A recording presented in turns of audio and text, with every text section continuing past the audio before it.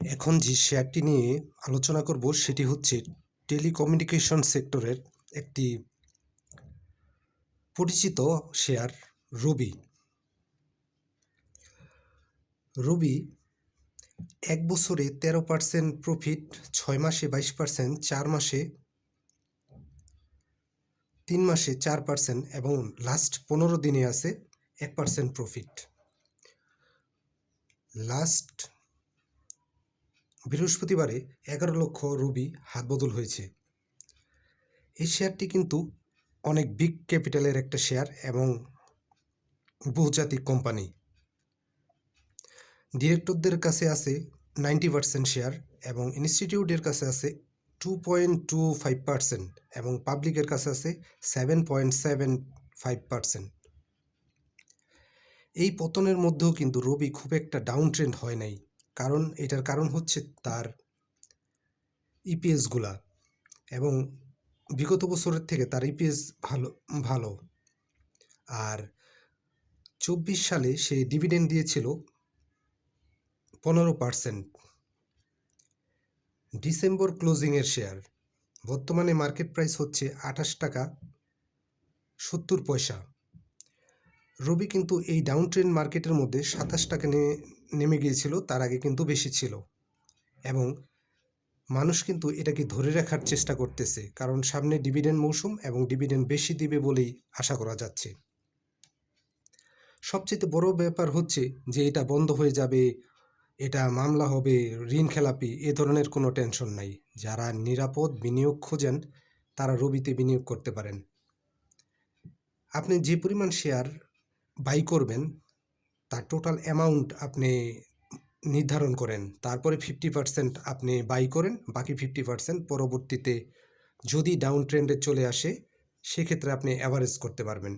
তবে সর্বোপরি রবি খুব একটা ডাউনে আসবে না এবং সামনে যাবে। সামনে বলতে 30 টাকা পর্যন্ত যাবে এবং পরবর্তীতে আরও দূরে যাবে। অত দূরের চিন্তা করে লাভ নেই আপাতত। তবে আপনাকে এটা প্রফিট দেবে এমনটা মোটামুটি বলা যায়।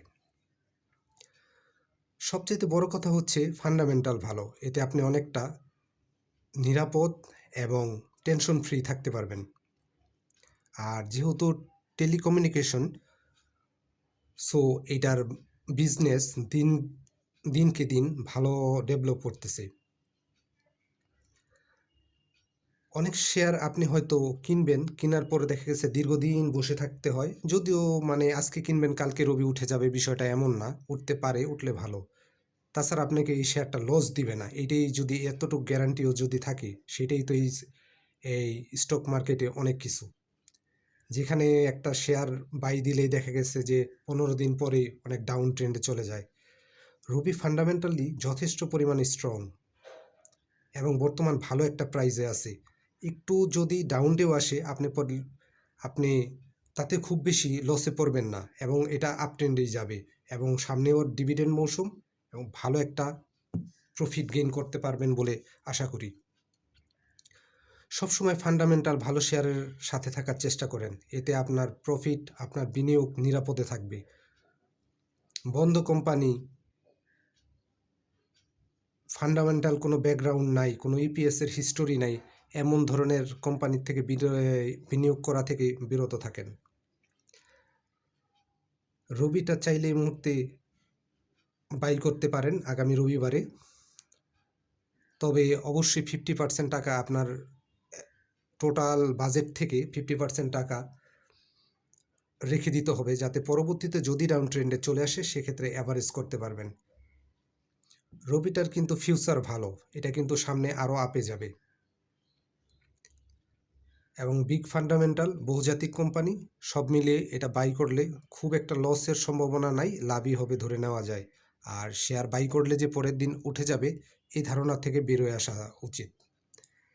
শেয়ার বাই করার পর নিচে আসতে পারে এবং তারপরে উপরে যেতে পারে, আবার যে অনেক ক্ষেত্রে হয় যে আপনি আজকে বাই করেছেন, ম্যাচিউর ডেটের আগেই হয়তো প্রফিটে চলে আসছে। তবে অ্যাভারেজ চিন্তা করাটাই ভালো। সব মিলিয়ে রবি এখন বাই করাটা ভালো হবে, তবে আপনার কাছে 50%, অবশ্যই 50% ক্যাশ রেখে দিতে হবে। যদি নিচে চলে আসে সেক্ষেত্রে আপনি অ্যাভারেজ করতে পারবেন। বাই সেল নিজ দায়িত্ব করবেন, নিজে জেনে বুঝে শুনে তারপরে বিনিয়োগ করুন। ধন্যবাদ।